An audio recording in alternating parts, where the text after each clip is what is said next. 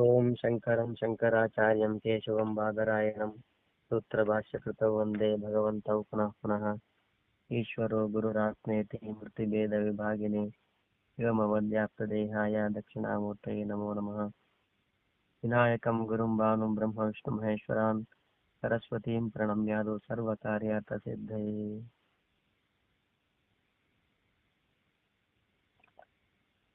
ಭಜ ಗೋವಿಂದಂ ಭಜ ಗೋವಿಂದಂ ಗೋವಿಂದಂ ಭಜ ಮೂಢಮತೆ ಸಂಪ್ರಾಪ್ತೆ ಸನ್ನಿಹಿತೆ ಕಾಲೇ ನಹಿ ನಹಿ ರಕ್ಷತಿ ಡುಕೃಂಕರಣೆ.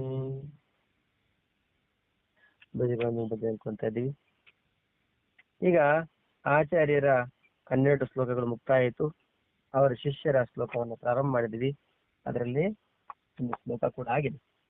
ಕಾತೇಕಾಂತ ಧನಗತ ಚಿಂತ ಮಾತುಲಕ್ಕಿಂತವ ನಾಸ್ತಿನಿ ಅಂತ ತ್ರಿಜಗತಿ ಸಜ್ಜನ ಸಂಗತಿ ರೇಖಾ ಭವತಿ ಭವಾರ್ಣವ ಕರಣೇ ನೌಕಾ. ಯಾರು ನೀನ್, ಯಾರು, ಎಲ್ಲಿಂದ ಬಂದೆ ಎಲ್ಲ ನಿನ್ನೆ ಮೊನ್ನೆ ವಿಚಾರ ಮಾಡಿದ್ವಿ. ಹೆಂಡತಿ ಯಾರು, ಗಂಡ ಯಾರು, ಸಂಬಂಧಿಕರು ಯಾರು, ಅಣ್ಣ ತಮ್ಮಂದಿರು ಯಾರು, ಮಕ್ಕಳು ಯಾರು, ಇದೆಲ್ಲದ ಬಗ್ಗೆ ಎಲ್ಲ ಹೇಳ್ಕೊಂಡ್ಬಂದ್ರು. ಕೊನೆಗೆ ಮನುಷ್ಯನ ತರುಣೋಪಾಯ ಏನಪ್ಪ ಅಂದ್ರೆ ಸಜ್ಜನ ಸಂಗತಿ ರೇಖಾ ಭವನವೇ, ಅಂದ್ರೆ ಒಂದು ಸಜ್ಜನ ಸಾಂಗತ್ಯ ಮಾತ್ರನೇ ಈ ಭವಸಾಗರದಿಂದ ದಾಟಿಸುವಂತ ನೌಕೆಯಾಗಿದೆ ಅನ್ನೋ ಮಾತನ್ನ ಹೇಳಿದ್ರು. ಯಾಕೆ ಇವೆಲ್ಲ ಹೇಳ್ಬೇಕಾದ ಅವಶ್ಯಕತೆ ಏನಿದೆ ಅಂದ್ರೆ, ಇದನ್ನೇ ಸತ್ಯ, ಇದನ್ನೇ ನಿಜ, ಇದೇ ಸರ್ವಸ್ವ, ಜೀವನದ ಉದ್ದೇಶ ಇದೆ, ನಾವು ಹುಟ್ಟು ಬಂದಿದ್ದೆ ಇದಕ್ಕಾಗಿ ಅನ್ನೋ ಭಾವನೆ ಬೇಡ. ಮನುಷ್ಯನ ಜೀವನ ಅಂತಕ್ಕಂಥದ್ದು ತುಂಬಾ ಅಮೂಲ್ಯವಾಗಿದೆ. ಇವೆಲ್ಲವೂ ಕೂಡ ಕೆಲವು ದಿನಕ್ಕೆ ಮಾತ್ರ ಇದೆ. ನಿತ್ಯವಾದ ಸಂಬಂಧ ಪರಮಾತ್ಮನೊಂದಿಗಿದೆ ಅನ್ನೋ ಮಾತನ್ನ ಹೇಳ್ತಾ, ಅಂತ ಪರಮಾತ್ಮ ಸಂಬಂಧವನ್ನ ಸತ್ಸಂಗ ಸಜ್ಜನರ ಸಂಘದಿಂದಲೇ ಪ್ರಾಪ್ತಿ ಆಗತ್ತೆ. ಅದೇ ಈ ಭವಸಾಗರವನ್ನು ದಾಟಿಸ್ತಕ್ಕಂಥ ಏಕೈಕ ನೌಕೆ ನಾವೇ, ಹಡಗು, ಈ ವಿಷಯವನ್ನ ಹೇಳಿದ್ರು. ನಂತರ ಇನ್ನು ಶ್ಲೋಕ ಕೂಡ ಹೇಳ್ಕೊಂಡ್ವಿ. ಮುಂಡಿ ಲುಂಚಿತ ಕೇಶಃ ಕಾಷಾಯಾಂಬರ ಬಹುಕೃತ ವೇಷಃ ಪಶ್ಯನ್ನಪಿ ಚ ನ ಪಶ್ಯತಿ ಮೂಢೋ ಉದರ ನಿಮಿತ್ತಂ ಬಹುಕೃತ ವೇಷಃ ಜಟಿಲೋ ಮುಂಡೇ ಲುಂಚಿತ ಕೇಶಃ ಕಾಷಾಯಾಂಬರ ಬಹುಕೃತ ವೇಷಃ ಪಶ್ಯನ್ನಪಿ ಚ ನ ಪಶ್ಯತಿ ಮೂಢೋ ಉದರ ನಿಮಿತ್ತಂ ಬಹುಕೃತ ವೇಷಃ. ಇದು ಶಂಕರಾಚಾರ್ಯರ ಶಿಷ್ಯರ ಶ್ಲೋಕಗಳು. ಮೊದಲನೇದಾಗಿ ಗೃಹಸ್ಥರಿಗೆ ಅನ್ವಯವಾಗುವಂತೆ ಮೊದಲನೇ ಶ್ಲೋಕ. ಈಗ ಎರಡನೇ ಶ್ಲೋಕ ಸನ್ಯಾಸಿಗಳಾದವರು ಹೇಗಿರ್ತಾರೆ ಅನ್ನೋದನ್ನ ಹೇಳ್ತಾರೆ. ಜಟಿಲೋ ಮುಂಡಿ ಲುಂಚಿತ ಕೇಶಃ ಕಾಷಾಯಾಂಬರ ಬಹುಕೃತ ವೇಷಃ ಪಶ್ಯನ್ನಪಿ ನಾ ಪಶ್ಯತಿ ಮೂಢೋ ಉದರ ನಿಮಿತ್ತಂ ಬಹುಕೃತ ವೇಷಃ. ಜಟಿಲ ಅಂದ್ರೆ ಈ ಜಡೆ ಕಟ್ಟಿರ್ತಾರೆ, ನೋಡಿರ್ತೀರ ನೀವು? ಕೆಲವರಿಗೆ ಜಡೆಗಳು ಕಟ್ಟಿರ್ತವೆ, ಕೂದಲೆಲ್ಲ ತುಂಬಾ ಜಡೆಗಳು. ಇನ್ನು ಕೆಲವರು ಮುಂಡಿ ಅಂದ್ರೇನು, ಮುಂಡನ ಮಾಡ್ಕೊಂಡಿರ್ತಾರೆ, ನೋಡ್ಲಿಕ್ಕೆ ಜಗ ಅಂತ ಮೆರೀತಾ ಇರ್ತಾರೆ. ಇನ್ನು ಲುಂಚಿತ ಕೇಶ ಏನ್ ಗೊತ್ತಾ, ಒಂದೊಂದು ಕೂದಲನ್ನ ಕಿತ್ತಾಕ್ತಾರೆ. ಯಾರು? ಜೈನ ಮುನಿಗಳ ಹಾಗೆ ಕೂದಲನ್ನ ಅವಾಗ ಕಿತ್ತಾಕ್ತಾರೆ. ಹೀಗೆ ಕಾಷಾಯಾಂಬರ, ಇನ್ನು ಕೆಲವರು ಒಳ್ಳೆ ಕಾಷಾಯ ವಸ್ತ್ರ ಜಗ ಅಂತ ಬೆಳೀತಾ ಇರ್ತಾರೆ, ಕಾಷಾಯ ವಸ್ತ್ರ ಅದನ್ನ ಧಾರಣೆ ಮಾಡಿರ್ತಾರೆ. ಪಶ್ಯನ್ನಪಿ ನಾ ಪಶ್ಯತಿ ಅಂದ್ರೆ ಎಲ್ಲ ನೋಡ್ತಿದ್ರು, ನೋಡ್ದವನಂಗಿರ್ತಾನೆ, ಎಲ್ಲ ಗೊತ್ತಿದ್ರು ಗೊತ್ತಿದ್ದವ್ರಂಗಿರ್ತಾನೆ. ಮೂಢನಾಗಿರ್ತಾನೆ. ಅಂದ್ರೆ ಇಷ್ಟೆಲ್ಲ ಯಾಕೆ ಅಂತಂದ್ರೆ ಉದರ ನಿಮಿತ್ತಂ ಬಹುಕೃತ ವೇಷ, ಹೊಟ್ಟೆಪಾಡಿಗಾಗಿ, ತನ್ನ ಸ್ವಾರ್ಥ ಸಂಪಾದನೆಗಾಗಿ ಇಷ್ಟು ಅನೇಕ ರೀತಿಯಾಗಿರ್ತಕ್ಕಂಥ ವೇಷಗಳು. ಇದು ಯಾವಾಗ ಹೇಳಿದ್ ಗೊತ್ತೇ? ಸುಮಾರು 7ನೇ ಶತಮಾನ. ಈಗಿನ ಮಾತಲ್ಲ ಇದು. 7ನೇ ಶತಮಾನಕ್ಕೆ ಇಂಥವರೆಲ್ಲ ಇದ್ರು. 7ನೇ ಶತಮಾನಕ್ಕೆ ಅಂದ್ರೆ ಲೋಕದಲ್ಲಿ ಎಲ್ಲಾ ಕಾಲದಲ್ಲಿ ಎಲ್ಲರೂ ಇದ್ದಾರೆ. ಆದ್ರೆ ಸ್ವಲ್ಪ ಸಂಖ್ಯೆ ಜಾಸ್ತಿ ಕಮ್ಮಿ ಆಗ್ಬೋದು ಅಷ್ಟೇನೆ. ಧರ್ಮ ಅಂತಕ್ಕಂಥದ್ದು ಎಲ್ಲಾ ಕಾಲದಲ್ಲಿದೆ, ಅಧರ್ಮ ಕೂಡ ಎಲ್ಲಾ ಕಾಲದಲ್ಲಿದೆ. ಆದ್ರೆ ಪ್ರಮಾಣದಲ್ಲಿ ವ್ಯತ್ಯಾಸ ಆಗ್ಬೋದು ಅಷ್ಟೇ.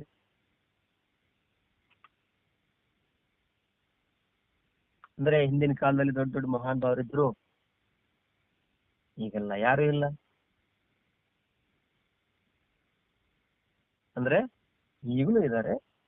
ಅಂದ್ರೆ ಅವ್ರನ್ನ ನೋಡ್ತಕ್ಕಂತ ಶಕ್ತಿ ನಮ್ಗೆ ಇಲ್ಲದೆ ಇರಬಹುದು. ಅಷ್ಟು ಮಾತ್ರಕ್ಕೆ ಇಲ್ಲ ಅಂತ ಹೇಗೆ ಹೇಳ್ತೀರಿ ನೀವು? ಧರ್ಮಾತ್ಮರಲ್ವಾ? ಇದ್ದಾರೆ. ಜ್ಞಾನಿಗಳ ಇಲ್ವಾ? ಅವರು ಇದ್ದಾರೆ. ತಪಸ್ಸುಗಳು ಇಲ್ವಾ? ಇದ್ದಾರೆ. ಸಂಖ್ಯೆಯಲ್ಲಿ ಸ್ವಲ್ಪ ಏರುಪೇರು ಆಗಿರ್ಬೋದೇನೋ, ಅಷ್ಟು ಮಾತ್ರಕ್ಕೆ ಇಲ್ವೇ ಇಲ್ಲ ಅಂತ ನಾವು ಹೇಳ್ಬಾರ್ದು.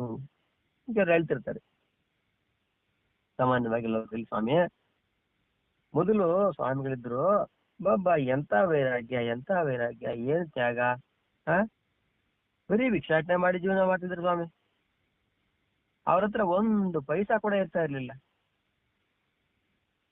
ಎಂತ ವೈರಾಗ್ಯ, ಎಂತ ಒಂದು ಕಣ್ಣು ನಿಲ್ತಾ ಇರ್ಲಿಲ್ಲ ಅವರು, ಯಾವುದೇ ಆಸೆ ಇರ್ಲಿಲ್ಲ. ಈಗೆಲ್ಲ ಸ್ವಾಮಿಗಳು ಸರಿ ಇಲ್ಲ. ಯಾಕೆ? ಎಲ್ಲ ಅವ್ರೇನು ಸಾಮಾನ್ಯ ಸ್ವಾಮಿಗಳು ಹೆಂಗಿದ್ದಾರೆ? ಲಕ್ಷಗಟ್ಲೆ, ಕೋಟಿಗಟ್ಲೆ ಹಣ ಅವರ ಸಂಪತ್ತು, ಸ್ವತ್ತು ಸಂಪತ್ತು. ನಮ್ಮ ಹತ್ರ ಏನಿದೆ? ಈಗೆಲ್ಲ ಮಾತಾಡೋದು ಕೂಡ ಉಂಟು, ನೋಡ್ತೀವಿ ನಾವು. ಆದ್ರೆ ಅದಕ್ಕೆ ಸಂಬಂಧಪಟ್ಟ ಇನ್ನೊಂದು ಮಾತು ಇದೆ. ಏನಪ್ಪ ಅಂದ್ರೆ ಈಗಿಲ್ವಾ? ಈಗಲೂ ಇದ್ದಾರೆ. ಈಗ ಯಾಕಿಲ್ಲ?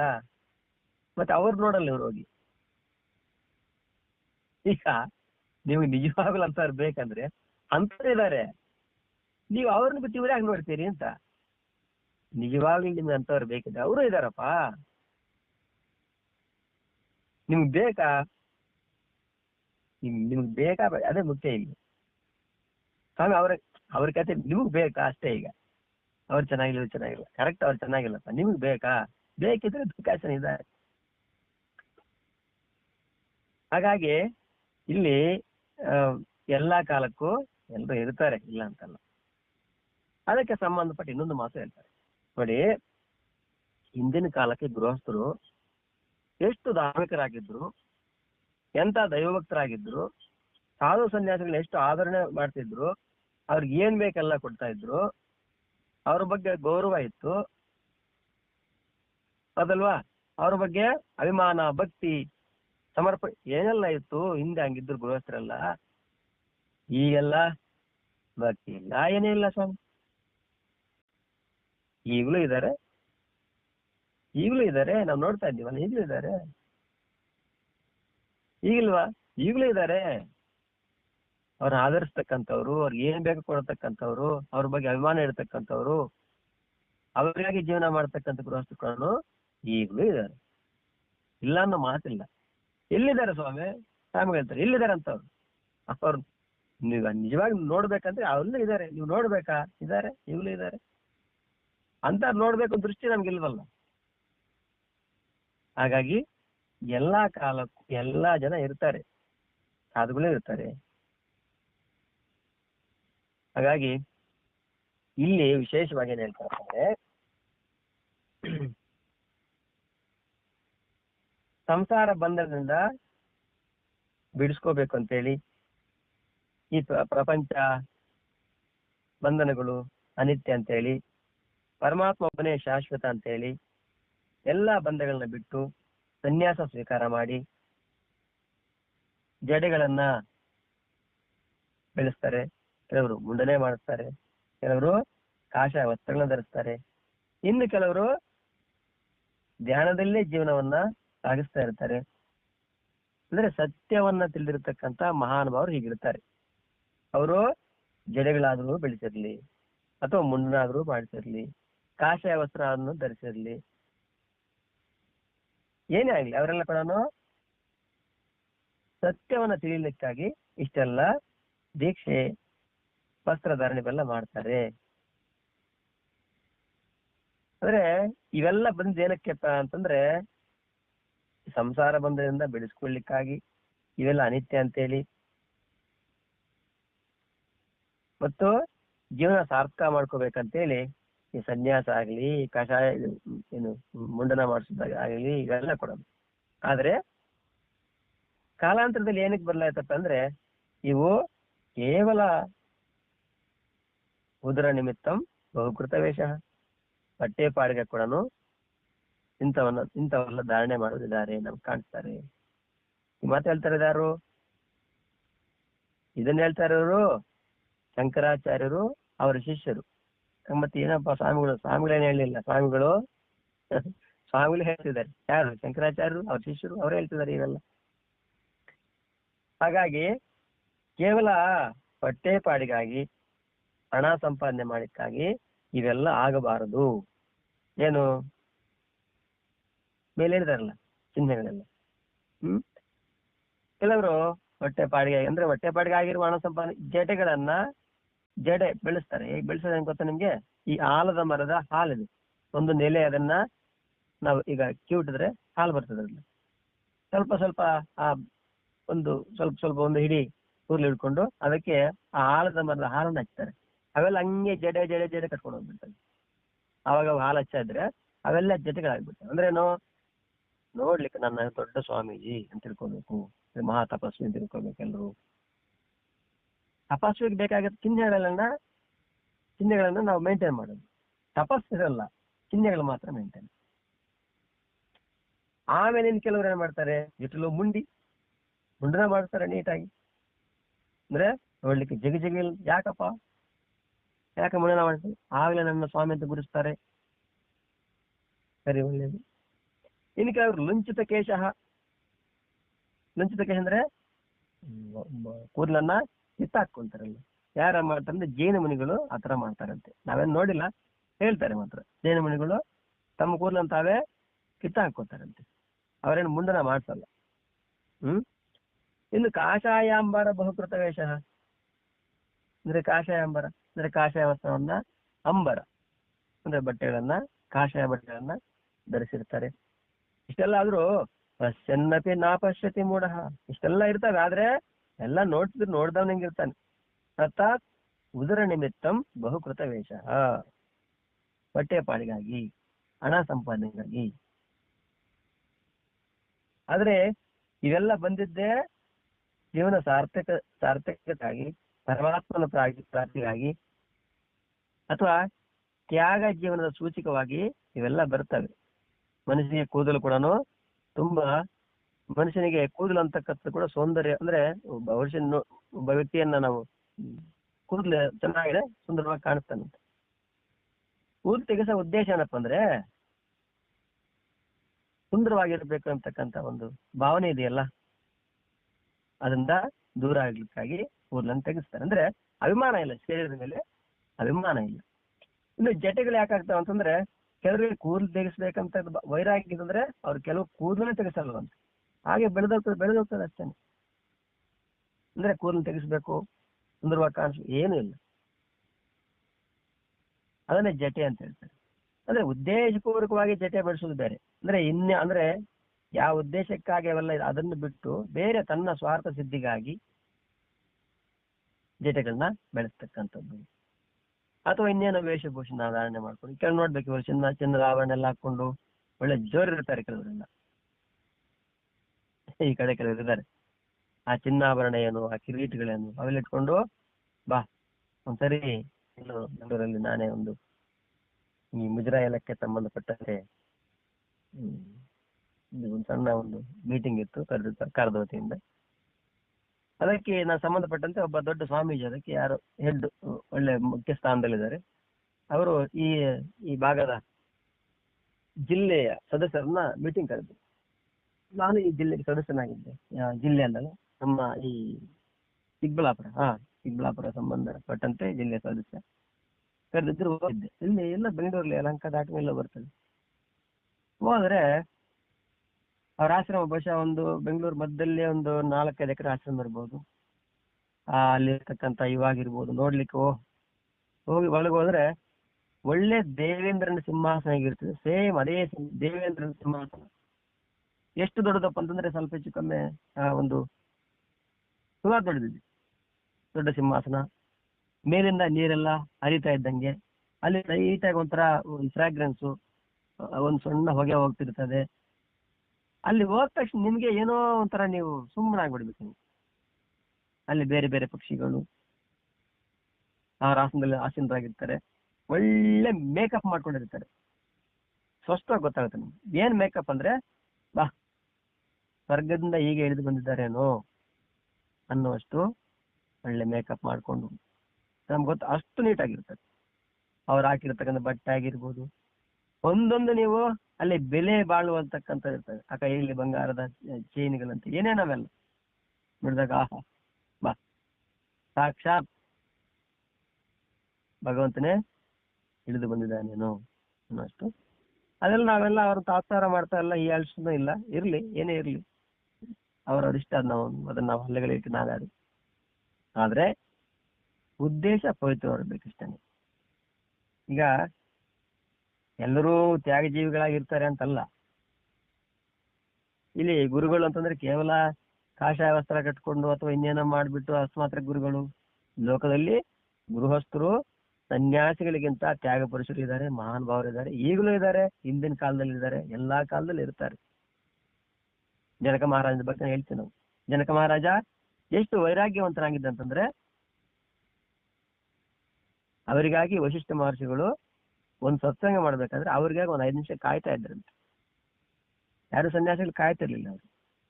ಇಲ್ಲಿ ಸನ್ಯಾಸಿ ಯಾರಂತಂದ್ರೆ ಯಾರು ಜೀವನ ಸಾರ್ಥಕತೆಯ ಕಡೆ ಮುಖ ಮಾಡಿ ಅವರೇ ಅಷ್ಟೇ ವಿನಃ ಎಲ್ಲ ವೇಷಧಾರಣ ಮಾಡೋಷ್ಟೊತ್ತಿಗೆ ಲೋಕದಲ್ಲಿ ಗುರುಗಳು ಅಂತ ಹೇಳ್ಕೊಂಡು ಸುಮಾರು ಜನ ಇರ್ತಾರೆ, ಇಲ್ಲ ಅಂತಲ್ಲ. ಏನು ಕಷಾಯ ವಸ್ತ್ರ ಹಾಕೊಂಡೆ ಗುರುಗಳ, ಈ ಬಿಳಿ ಬಟ್ಟೆ ಹಾಕೊಂಡು ಎಷ್ಟು ಜನ ಇಲ್ಲ. ಗುರುಗಳು ಅಂತ ಹೇಳಿಸ್ಕೊಂತ ಮಾಮೂಲು ಬಟ್ಟೆಯಲ್ಲಿ ಸುಮಾರು ಜನ ಇದ್ದಾರೆ. ಆದ್ರೆ ಏನೇ ಆಗ್ಲಿ, ಈ ವಸ್ತ್ರ ಅದು ಇದು ಅನ್ನಲಿಕ್ಕಿಂತ ಗುರುಗಳ ಸ್ಥಾನದಲ್ಲಿ ಇರ್ತಕ್ಕಂಥವ್ರು ಕೆಲವು ಹೊಟ್ಟೆಯ ಪಾಡಿಗಾಗಿ ಹಣ ಸಂಪಾದನೆ ಮಾಡೋದಕ್ಕಾಗಿ ಆ ವೇಷಧಾರಣೆ ಆಗಿರ್ಬೋದು ಇವೆಲ್ಲ ಮಾಡಬಾರ್ದು. ಅದು ಬಂದಿರತಕ್ಕಂಥ ಉದ್ದೇಶನೇ ಬೇರೆ ಅನ್ನೋದನ್ನ ಇಲ್ಲಿ ಹೇಳ್ತಾ ಇದ್ದಾರೆ. ಕೆಲವೊಂದು ಕಡೆ ಪೇಪರ್ ಅಲ್ಲಿ ಬರೆದದ್ದುಂಟು. ಏನಂತ, ಕಳ್ತನ ಮಾಡ್ತಾ ಸಾಧು ಸಿಕ್ಕಿಬಿದ್ದಿದ್ದಾನೆ ಅಂತ ಹೇಳಿ. ಕಳ್ತನ ಮಾಡ್ತಾ ಸಾಧು, ಕಳ್ತನ ಮಾಡ್ತಿರ್ಬೇಕು ಸಾಧುವನ್ನ ಬಂಧಿಸಲಾಗಿದೆ, ಹಿಡಿಯಲಾಗಿದೆ, ಹಿಡಿಯಲಾಗಿದೆ. ಈಗ ಸಾಧು ವೇಷ ಹಾಕೊಂಡು ಯಾರು, ಉದಾಹರಣೆಗೆ ಯಾರೋ ಒಬ್ಬ SI ವೇಷ ಹಾಕೊಂಡು ಹೋಗಿ ಕಳ್ತನ ಮಾಡ್ತಿದ್ದ. ಹೇಗೆ ಬರೀತೀರಿ ನೀವೀಗ?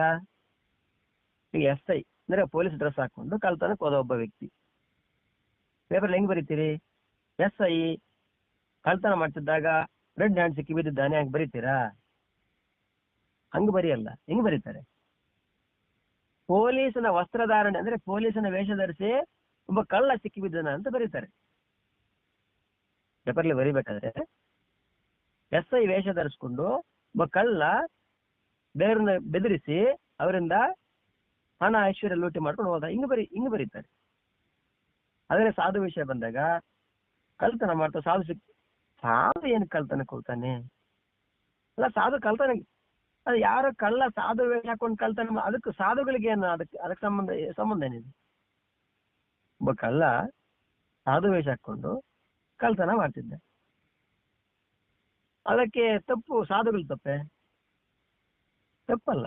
ಈಗ ಯಾರೋ ಒಬ್ಬ ಕಳ್ಳ SI ವೇಷ ಹಾಕೊಂಡು ಕಳ್ತನಕ್ಕೆ ಹೋಗಿದ್ದ, ಬರಿಬೇಕಾದ್ರೆ ಹೆಂಗ್ ಬರೀಬೇಕು? ಈಗ ಪೇಪರಲ್ಲಿ ಹೆಂಗ್ ಬರೀಬೇಕು? ಹಿಂಗ್ ಬರಿಬೇಕು. ಸಾಧುವನ ವೇಷ ಹಾಕೊಂಡು ಕಳ್ಳ ಸಿಕ್ಕಿಬಿದ್ದ ಹಂಗ್ ಬರೀಬೇಕು. ಸಾಧುವನ ವೇಷ ಹಾಕೊಂಡು ಕಳ್ತನ ಮಾಡ್ತಿರ್ಬೇಕಾದ್ರೆ ಕಳ್ಳ ಸಿಕ್ಕಿಬಿದ್ದ ಅಂತ ಬರೀಬೇಕು. ಹಂಗ ಬರೆಯಲ್ಲ. ಕಳ್ತನ ಮಾಡ್ತಿರ್ಬೇಕಾದ್ರೆ ಸಾಧು ಸಿಕ್ಕಿ ಬಿದ್ದಿದ್ದಾನೆ ಕಳ್ತನ ಮಾಡ್ತಾ, ಹಿಂಗೆ ಬರುತ್ತೆ. ಹಾಗಾಗಿ ಇದೆಲ್ಲ ಕೂಡ ಸಾಧುವಿಗೆ ಕಳ್ತನ ಮಾಡೋ ಅವಶ್ಯಕತೆ ಏನಿದೆ, ಕಳ್ಳನಿಗೆ ಸಾಧುತ್ವದ ಅವಶ್ಯಕತೆ ಏನಿದೆ? ಬಲೇಹಿ ಕಳ್ತನ ಮಾಡ್ಲಿಕ್ಕಾಗಿ ಒಬ್ಬ ಕಳ್ಳ ಕೂಡ ಸಾಧುನ ವೇಷ ಹಾಕೊಂಡು ಹೋಗಿರ್ಬೋದು, ಇಲ್ಲ ಅಂತಲ್ಲ. ಹಾಗಾಗಿ ಇಲ್ಲಿ ಈ ವೇಷಧಾರಣೆ ಅಂತಕ್ಕಂಥದ್ದು ಕೇವಲ ಜೀವನ ಸಾರ್ಥಕತೆಗೆ ಬಂದಿದ್ದೇವೆನಾ, ಹೊಟ್ಟೆ ಪಾಡಿಗಾಗಿ ಅಥವಾ ಹಣ ಸಂಪಾದನೆಗಾಗಲಿ ಸುಖವಾಗಿ ಜೀವನ ಸಾಗಿಸ್ಲಿಕ್ಕೆ ಖಂಡಿತ ಈ ಸನ್ಯಾಸ ಆಗಿರ್ಬೋದು, ದೀಕ್ಷೆ ಆಗಿರ್ಬೋದು, ಗುರುಗಳ ಹೆಸರಲ್ಲಿ ಚಲಾವಣೆ ಆಗ್ತಕ್ಕಂಥದ್ದು ಆಗಿರ್ಬೋದು, ಇದು ಅದಕ್ಕಾಗಿ ಬಂದಿಲ್ಲ ಅನ್ನೋದೇ ಮುಖ್ಯ ಉದ್ದೇಶ ಇಲ್ಲಿ, ಬೇರೆ ಉದ್ದೇಶ ಇಲ್ಲಿ. ಅದನ್ನ ಇಲ್ಲಿ ಹೇಳ್ತಾ ಇದ್ದಾರೆ. ಹಾಗಾಗಿ ಜನಕ ಮಹಾರಾಜ ಕೂಡ ಜ್ಞಾನಿಯಾಗಿದ್ದ, ರಾಜನೇ ಆಗಿದ್ದ. ಹಂಗಂತ ಸಾಮಾನ್ಯ ವ್ಯಕ್ತಿ ಅಂತ ಹೇಳಲಿಕ್ಕೆ ಆಗ್ತದೆ. ಅದಕ್ಕೆ ನಾನು ಹೇಳಿದ್ದೆ, ನನಗೆ ಶುಕಸ್ಥೆಯಾಗಿ ಕೃಷ್ಣ ಭೋಗಿ, ಶುಕಸ್ಥೆಯಾಗಿ ರಾಜ ಜನಕ ರಾಘವೌ ಏತೆ ಸರ್ವ ಜ್ಞಾನಿನಃ. ಕೃಷ್ಣ ಭೋಗಿ, ಶುಕಸ್ಥೆಯಾಗಿ, ಕೃಷ್ಣ ಯಾವಾಗಲೂ ಒಳ್ಳೆ ಭೋಗಜೀವಿ. ನೋಡ್ತೀವಿ ನಾವು ಕೃಷ್ಣ ವೈಭವ ಏನು, ಆನಂದ ಏನು, ಕೃಷ್ಣನ ಇದೇನು. ಶುಕ ತ್ಯಾಗಿ, ಶುಕ ಸರ್ವಸಂಗ ಪರಿತ್ಯಾಗಿದ್ದಾನೆ, ಕೋಪಿನ ಕೂಡ ಇಲ್ಲ ಕನಿಷ್ಠ, ದಿಗಂಬರಿ. ರಾಜ ಜನಕ ರಾಘವೌ, ರಾಮ ರಾಜ, ರಾಮನ ಮಾವ ಯಾರು? ಜನಕ ಮಹಾರಾಜ, ಅವನು ಕೂಡ ರಾಜನೇ, ಆದ್ರೆ ಮಹಾನ್ ಜ್ಞಾನಿಗಳು. ರಾಜ ಜನಕ ಆಗಿರ್ಬೋದು, ರಾಮ ಆಗಿರ್ಬೋದು, ಸಾಮಾನ್ಯರವರೆಲ್ಲ ಮಹಾನ್ ಜ್ಞಾನಿಗಳು. ಅವ್ರ ಮುಂದೆ ಸನ್ಯಾಸ ಅಂತ ಇಲ್ಲಿ ಸನ್ಯಾಸಕ್ಕಿಂತನೂ ಮೀರತಕ್ಕಂಥ ಸ್ಥಿತಿ. ಹಾಗಾಗಿ ಇಲ್ಲಿ ವೇಷಧಾರಣೆಗಿಂತ ವೇಷಧಾರಣೆ ಉದ್ದೇಶ ಏನು, ಅದಕ್ಕಾಗಿ ವೇಷಧಾರಣೆ ಆಗ್ಬೇಕು ವಿನಃ ಬೇರೆ ಯಾವುದೋ ಬಹು ಸುಖಕ್ಕಾಗ್ಲಿ, ಹಣ ಐಶ್ವರ್ಯದ ಸಂಪಾದನೆಗಾಗ್ಲಿ, ಅಥವಾ ಇನ್ಯಾವ ಹೆಸರು ಕೀರ್ತಿ ಪಡೀಲಿಕ್ಕಾಗೋ, ಅಥವಾ ಸುಲಭವಾಗಿ ನಮ್ಗೆಲ್ಲ ಸಂಪಾದನೆ ಮಾಡ್ಲಿಕ್ಕೆ ಒಂದು ಒಳ್ಳೆ ಅವಕಾಶ ಆಗತ್ತೆ ಅಂತೇಳಿ ಇವೆಲ್ಲ ಮಾಡಬಾರದು. ಆಗಿನ ಕಾಲಕ್ಕೆ ಇಂಥವರೆಲ್ಲ ಕೂಡ ಬಹುಶಃ ಅವರೆಲ್ಲ ಕಂಡಿರ್ಬೇಕು ಅಂತ ಕಾಣ್ತದೆ. 7ನೇ ಶತಮಾನಕ್ಕೆ ಅಂದ್ರೆ ಸುಮಾರು ಇವತ್ತು 21ನೇ ಶತಮಾನ, ಸುಮಾರು 1400-300 ವರ್ಷದ ಹಿಂದಿನ ಮಾತು. ಆಗಿನ ಕಾಲಕ್ಕೆನೆ ಅವೆಲ್ಲ ನೋಡ್ತಿದ್ದಾರೆ. ಅದಕ್ಕೆ ಸಂಬಂಧಪಟ್ಟಂತೆ ಒಮ್ಮೆ ನನ್ನ ಸ್ವಂತ ಅನುಭವ ಹೇಳ್ತಾ ಉಂಟು. ಇಲ್ಲಿ ಮೊನ್ನೆ ಋಷಿಕೇಶ್ ಹೋಗಿದ್ದು, ಬರ್ತಾ ಇದ್ವಿ. ಆ ಕಡೆ ಬರ್ತಾ ಇರ್ಬೇಕಾದ್ರೆ ಒಂದು ಇಂಟೀರಿಯರ್ ಏರಿಯಾ, ಅಂದ್ರೆ ಒಂದು ಯಾರು ಜನ ಇಲ್ಲದೆ ಇರ್ತಕ್ಕಂಥ ಪ್ರದೇಶ, ಅಲ್ಲಿ ಒಂದು ದೊಡ್ಡ ವಿದ್ಯುತ್ ಶಕ್ತಿ ಉತ್ಪಾದನಾ ಕೇಂದ್ರ ಇದೆ. ಆ ಗಂಗೆ ನದಿಗೆ ಅಡ್ಲ ಕಟ್ಟಿ ಒಂದು ದೊಡ್ಡ ಟರ್ಬೈನ್ ಎಲ್ಲ ಇರ್ತವೆ ಅಲ್ಲಿ. ಅಂದ್ರೆ ಅಲ್ಲಿಂದ ಡೆಹ್ರಾಡೂನು ಉತ್ತರಾಖಂಡ್ಗೆಲ್ಲ ಸಪ್ಲೈ ಆಗುತ್ತೆ ವಿದ್ಯುತ್ ಕೇಂದ್ರ. ಅಲ್ಲಿ ನಮಗೂ ಪರಿಚಿತರಿದ್ದಾರೆ ಒಬ್ರು. ಋಷಿಕೇಶ್ಗೆ ಹೋದಾಗ ಬನ್ನಿ ಅಂತ ಕರೀತಾರೆ. ಪಾಪ ಅವ್ರು ಬೇಡ ಅಂದ್ರೆ ಕೇಳಲ್ಲ. ಸರಿ ಅಂತ ಹೇಳಿ ಹೋದಾಗೆಲ್ಲ ಕರೆಂಟ್ ಸ್ಟೇಷನ್ ಎಲ್ಲ 3-4 ಫ್ಲೋರ್ ಭೂಮಿ ಒಳಗಿರ್ತಾರೆ. ಅವೆಲ್ಲ ಸುಮ್ಮನೆ ಹೋಗ್ತೀವಿ ಅಷ್ಟೇ, ಅವ್ರ ಬಲವಂತ ಅಲ್ಲೇ ಹೋಗ್ತೀವಿ. ಮಾರ್ಗ ಮಧ್ಯದಲ್ಲಿ ಯಾರೋ ಒಬ್ಬ ಅಡ್ಡ ಬಂದ, ದಿಗಂಬರಿ ಸಾಧು.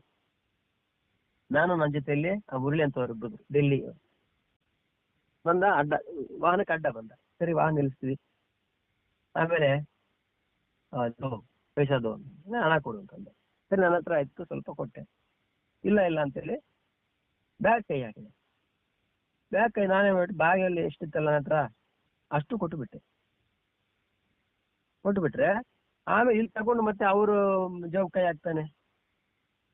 ಅಂದ್ರೆ ನೋಡ್ಲಿಕ್ಕೆ ವಿಭೂತಿ ಎಲ್ಲ ಮಾಡ್ಕೊಂಡಿದ್ದಾನೆ, ಮಾಡಿದ್ದಾನೆ. ಅಂದ್ರೆ ಸೇಮ್ ಡೈರೆಕ್ಟ್ ಕಳ್ತಾನೆ. ಅಷ್ಟೊಂದು ಕರೆಕ್ಟ್ ಆಗಿ ಒಂದು ಪೊಲೀಸ್ ಜೀಪ್ ಬಂತು. ನೋಡಿ ಹೆಂಗಿದೆ ಅದೃಷ್ಟ, ಹೆಂಗಿದೆ ನೋಡಿ.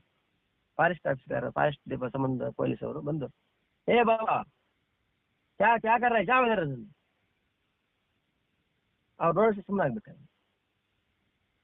ನಾವು ಅಲ್ಲಿಂದ ಬಂದ್ಬಿಟ್ಟು, ಅಂದ್ರೆ ಯಾಕೆ ಹೇಳ್ತೀವಿ ಅಂದ್ರೆ, ನೋಡಿದ್ರೆ ದಿಗಂಬರಿ ವಿಭೂತಿ ಎಲ್ಲ ಹಚ್ಚಿದ್ದಾನೆ, ಎಲ್ಲ ಜೊತೆಗಳು. ಆದ್ರೆ ಉದ್ದೇಶ ಏನಪ್ಪ ಅಂದ್ರೆ ಡೈರೆಕ್ಟ್ ಲೂಟಿ ಮಾಡ್ತಾರೆ. ಅಂದ್ರೆ ಲೂಟಿ ಮಾಡ್ಲಿಕ್ಕೆ ಲೂಟಿ ಮಾಡ್ಲಿಕ್ಕೆ ಬಾಬಾ ಅವಶ್ಯಕತೆ ಇಲ್ಲ, ಅದಕ್ಕೆ ಬೇರೆ ವೇಷಗಳಿದ್ದಾವೆ. ತ್ಯಾಗ ಜೀವನಕ್ಕೆ ಸಂಕೇತವಾಗಿ ಇವೆಲ್ಲ ಮಾಡ್ಬೇಕು. ಲೂಟಿ ಮಾಡ್ಲಿಕ್ಕೋ, ಹೆಸರು ಕೀರ್ತಿಗಾಗೋ, ಇನ್ನೇನು ಐಶ್ವರ್ಯ ಪ್ರಾಪ್ತಿಗಾಗೋ ಸುಖವಾಗಿ ಬದುಕಲಿಕ್ಕಾಗೋ ಈ ಒಂದು ಚಿಹ್ನೆಗಳನ್ನ ಎಂದು ಉಪಯೋಗಿಸಬಾರದು ಅನ್ನೋ ಮಾತನಲ್ಲಿ ಹೇಳ್ತಾ ಇದ್ದಾರೆ. ಅದಕ್ಕಾಗಿ ಎಲ್ಲ ವಿಷಯ ಹೇಳ್ಕೊಂಡ್ ಬರ್ತಾ ಇದ್ದಾರೆ. ಹಾಗಾಗಿ ಯಾವ ಉದ್ದೇಶದಿಂದ ಎಲ್ಲ ಬಂದಿದವೋ ಆ ಉದ್ದೇಶಕ್ಕಾಗಿ ಅದನ್ನು ಬಳಸಬೇಕೇ ವಿನಃ ಕೇವಲ ಲೌಕಿಕ ಸುಖಕ್ಕಾಗಿ ಅದನ್ನ ಬಳಸಬಾರದು ಅನ್ನೋ ಮಾತನಲ್ಲಿ ಹೇಳ್ತಾ ಇದ್ದಾರೆ.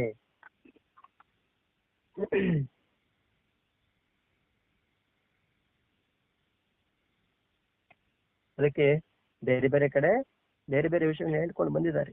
ಇದೆಲ್ಲ ಕೂಡ ಉದರ ಪೋಷಣೆಗಾಗಿ ಆಗ್ತಕ್ಕಂಥ ವೇಷಗಳು ಕೂಡ ಅನ್ನೋ ಮಾತನ್ನು ಕೂಡ ಹೇಳ್ತಿದ್ದಾರೆ.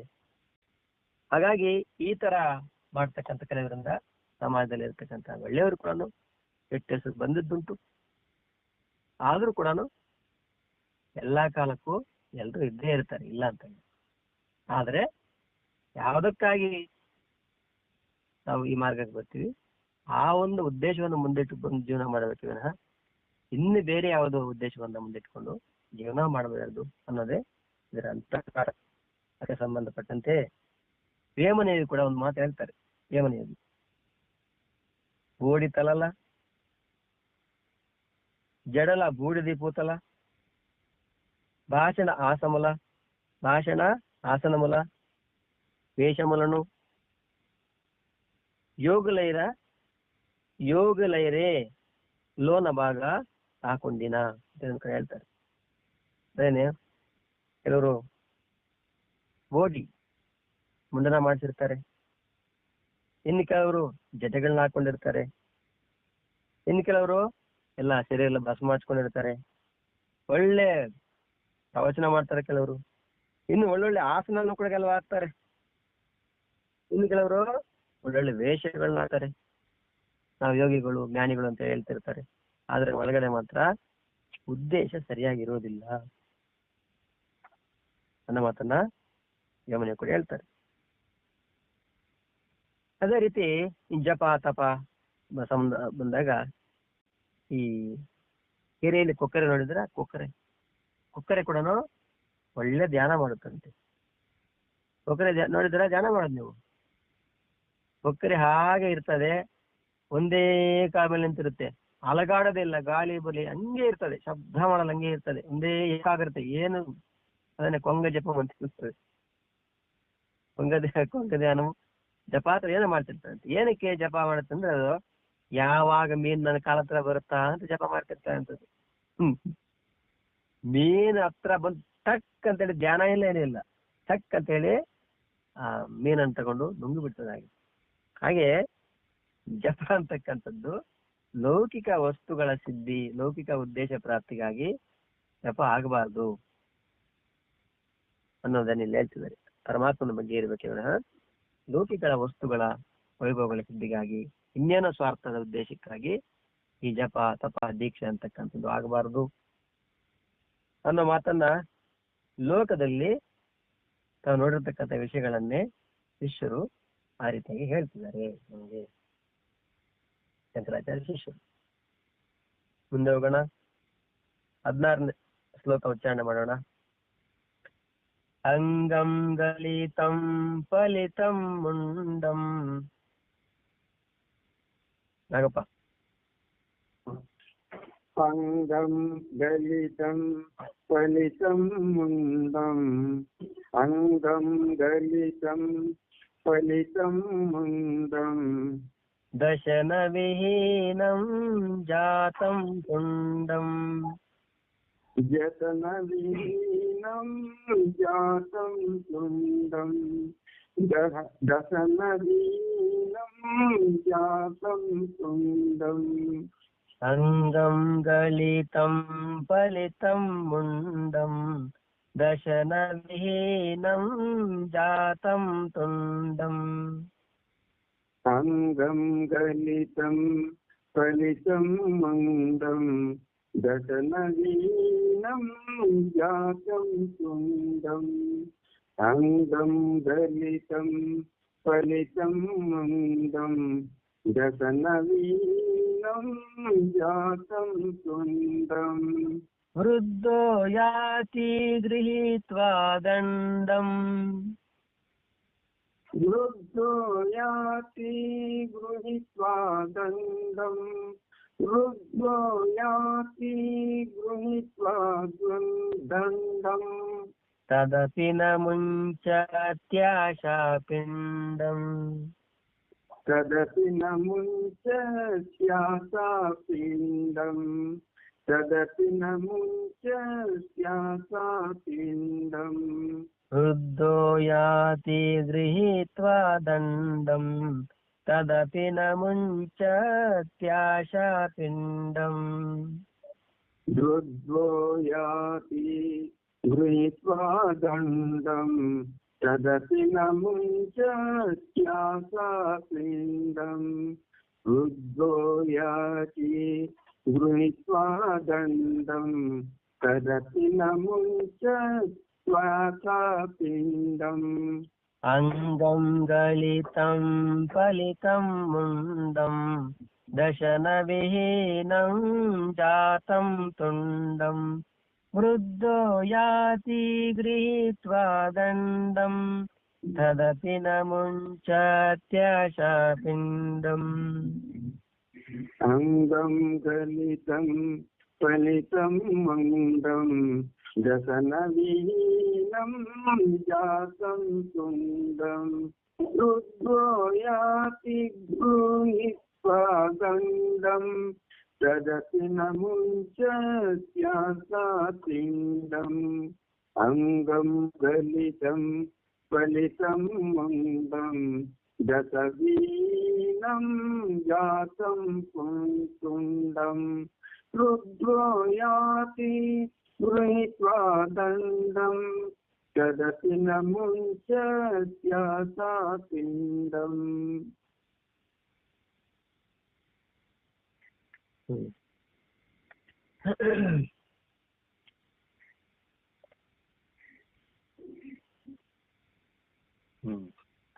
अंगं गलितं फलितं मुण्डं दशनविहीनं जातं तुण्डं वृद्धो याति गृहीत्वा दण्डं तदपि न मुञ्चत्याशापिण्डम् अंगं गलितं मुण्डं फलितं तुण्डं दशनविहीनं जातं वृद्धः याति दण्डं गृहीत्वा तदपि आशापिण्डं न विमुञ्चति अंगं गलितं ಹೇಳ್ತಿದ್ದಾರೆ. ಅಂದ್ರೆ ಮನುಷ್ಯನನ್ನ ಆಸೆಗಳು ಹೇಗೆ ಪೀಡಿಸ್ತಾವಂತಂದ್ರೆ ಅಂಗಂ ಗಲಿತಂ ಶರೀರ ಅಂತಕ್ಕಂಥ ಶಿಥಿಲವಾಗಿದೆ, ಅಂದ್ರೆ ವಯಸ್ಸಾಗಿದೆ, ಜರಾಗ್ರಸ್ತವಾಗಿದೆ, ರೋಗಗ್ರಸ್ತವಾಗಿದೆ. ಮುಂಡಂ ಫಲಿತಂ ತಲೆ ಕೂದಲೆಲ್ಲ ಬೆಳ್ಳಗಾಗಿದೆ, ಕೂದಲು ಕೂಡ ಉದುರ್ಲಿಕ್ಕೆ ಕೂಡ ಶುರುವಾಗಿದೆ. ತುಂಡಂ ದಶನವಿಹೀನಂ, ತುಂಡಂ ಅಂದ್ರೆ ಬಾಯಿ ಇಲ್ಲಿರ್ತಕ್ಕಂಥ ಹಲ್ಲುಗಳೆಲ್ಲ ಒಂದೊಂದೇ ಉದುರ್ಲಿಕ್ಕೆ ಶುರುವಾಗಿದೆ. ತುಂಡಂ ದಶನವಿಹೀನಂ ಜಾತಂ, ಬಾಯಲ್ಲಿ ಹಲ್ಲು ಒಂದೊಂದೇ ಊಡ್ಲಿಕ್ಕೆ ಶುರುವಾಗಿದೆ. ವೃದ್ಧ ಯಾತಿ ದಂಡಂ, ವಯಸ್ಸಾಗಿದೆ, ವೃದ್ಧಾಪ್ಯ ಬಂದಿದೆ, ಕೈಗೆ ಒಂದು ದಂಡ ಕೂಡ ಬಂದಿದೆ, ನಡಿಲಿಕ್ಕೆ 3 ಕಾಲು, ಈಗ 2 ಕಾಲಕ್ಕೆ ಈಗ 3 ಕಾಲ ಆಯ್ತು.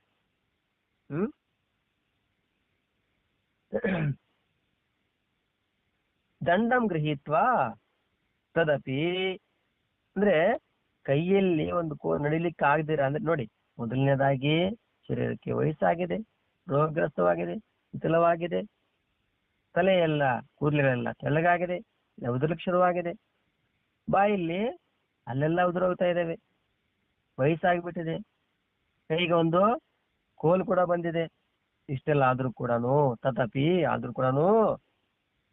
ಆಶಾ ಪಿಂಡಂ ನಾವಿ ಮುಂಚತಿ, ಆಶಾಪಾಶಗಳು ಮಾತ್ರ ಏನು ಕಮ್ಮಿ ಆಗ್ತಾ ಇಲ್ಲ ಅಂತ. ಇಷ್ಟೆಲ್ಲ ಆಗಿದೆ, ಆದ್ರೆ ಇನ್ನೇ ಅದು ಮಾಡ್ಬೇಕು, ಇದು ಮಾಡ್ಬೇಕು, ಏನೇನೋ ಮಾಡ್ಬೇಕು, ಆಶಾಪಾಶಗಳು ಬಿದ್ದು ಒದ್ದಾಡ್ತಾ ಇದ್ದಾನೆ. ಮತ್ತೆ ಹೇಳ್ತಾರೆ ಯಾರು? ಶಂಕರಾಚಾರ್ಯ ಬಹುಶಃ ಅವರೆಲ್ಲ ಸಮಾಜದಲ್ಲಿ ಇರ್ಬೇಕಾದ್ರೆ ಇವೆಲ್ಲ ಮಹಾನುಭಾವರೆಲ್ಲ ನೋಡಿರ್ತಾರೆ ಸಮಾಜ ಹೇಗಿದೆ. ಆಗಿನ ಕಾಲಕ್ಕೆ ನೋಡಿ, ಆಗಿನ ಕಾಲಕ್ಕೆ ಶರೀರಗಳು ದಷ್ಟಪುಷ್ಟವಾಗಿರ್ತಕ್ಕಂಥ ಶರೀರಗಳು, 100 ವರ್ಷದ ಹಿಂದಿನ ಶರೀರಗಳೇ ನಿರೋಗ ಅಂದ್ರೆ ಯಾವುದೇ ರೋಗ ರುಜಿನ ಅಲ್ಲದೆ ಆರೋಗ್ಯವಾಗಿರ್ತಕ್ಕಂಥ ಶರೀರಗಳು, ದೀರ್ಘವಾದ ಆಯುಷ್ಯು, ಇನ್ನೊಂದು ಶುದ್ಧವಾಗಿರ್ತಕ್ಕಂಥ ಪ್ರಕೃತಿ, ನೀರು, ಗಾಳಿ, ಭೂಮಿ ಎಲ್ಲ ಕೂಡ ಶುದ್ಧವಾಗಿರ್ತ ಪ್ರಕೃತಿ. ಅಷ್ಟೆಲ್ಲ ಇರಬೇಕಾದ್ರೆ ಆಗಿನ ಕಾಲ ಮುದುಕರಿಗೆ ಇಷ್ಟೆಲ್ಲ ಇದ್ರು ಕೂಡ ಆಶಾಪಾಶಕ್ಕೆ ಬಿಡ್ತಾ ಇಲ್ಲ ಅವ್ರನ್ನ ಅಂತ ಹೇಳ್ತಾರೆ. ಈಗಿನ ಬಗ್ಗೆ ಹೇಳಿದ್ರೆ ಅದನ್ನ ಹೇಳ್ತಿದ್ರಿ. ಶರೀರ ಅಂತಕ್ಕಂಥದ್ದು ಶಿಥಿಲ ಆಯ್ತು, ಕೂದಲು ಬೆಳ್ಳಗಾಯ್ತು, ಬಾಯಲ್ಲಿ ಹಲ್ಲೆಲ್ಲ ಉದುರೋಯ್ತು, ಕೈಗೊಂದು ಕೋಲು ಬಂತು. ಏನಕ್ಕೆ? 3ನೇ ಕಾಲು. 3ನೇ ಕಾಲು ಅಂದ್ರೆ ಎಲ್ಲಿಕ್ಕೆ ಆಗಲ್ವಲ್ಲ ವಯಸ್ಸಾದ ಮೇಲೆ. ಇಷ್ಟೆಲ್ಲ ಆದ್ರೂ ಕೂಡ ಕೋರಿಕೆಗಳ ಮಾತ್ರ ಕಮ್ಮಿ ಆಗ್ಲೇ ಇಲ್ಲ ಅಂತೇಳಿ ಹೇಳ್ತಾರೆ. ಯಾಕೆ ಅಂತಂದ್ರೆ ಈ ವೃದ್ಧಾವಸ್ಥೆ ಅಂತಕ್ಕಂಥದ್ದು ಕೇವಲ ಶರೀರಕ್ಕೆ ಸಂಬಂಧಪಟ್ಟ ವಿಷಯ. ಶರೀರಕ್ಕೆ ವಯಸ್ಸಾದ್ರೂ ಮನಸ್ಸು ಮಾತ್ರ ಯೌವನವಾಗೇ ಇರ್ತದಂತೆ. ಆ ಮನಸ್ಸಿಗಾದ್ರೂ ವೃದ್ಧಾಪ್ಯ ಬಂದಿದ್ರೆ ತುಂಬಾ ಚೆನ್ನಾಗಿರೋದು. ಪರಮಾತ್ಮ ಮನಸ್ಸಿಗೆ ವೃದ್ಧಾಪ್ಯ ಬರುವಂಗೆ ಇಟ್ಟಿದ್ರೆ ತುಂಬಾ ಚೆನ್ನಾಗಿರೋದು. ಆದ್ರೆ ಮನಸ್ಸಿಗೆ ವೃದ್ಧಾಪ್ಯ ಇರ್ಲೇ ಇಲ್ಲ, ಕೇವಲ ಶರೀರಕ್ಕೇನೆ ವೃದ್ಧಾಪ್ಯ ಬಂದಿದೆ. ಮನಸ್ಸು ಸಾಯೋ ಗಂಟೆ ಯೌವನವಾಗಿರ್ತಂತೆ, ಆದ್ರೆ ಅದರ ಶಕ್ತಿ ಸಾಮರ್ಥ್ಯ ಅನ್ನ ತಡ್ಕೊಳ್ಳುವ ಶಕ್ತಿ ಶರೀರಕ್ಕಿರಲ್ಲ. ಈಗ ವಯಸ್ಸಾಗಿರುತ್ತೆ, ಕೋಪ ಬರ್ತದೆ, ಒಬ್ಬೊಬ್ಬರು ಮುಗಿಸೇ ಬಿಡ್ತೇನೆ ಅಂತಾನೆ. ಆದ್ರೆ ಏನ್ ಮಾಡ್ತೀರಿ? ಮೇಲೆ ಕೇಳಲಿಕ್ಕೆ ಸೊಂಟ ನೋವು, ಮೊಳಕಾಲು ನೋವು,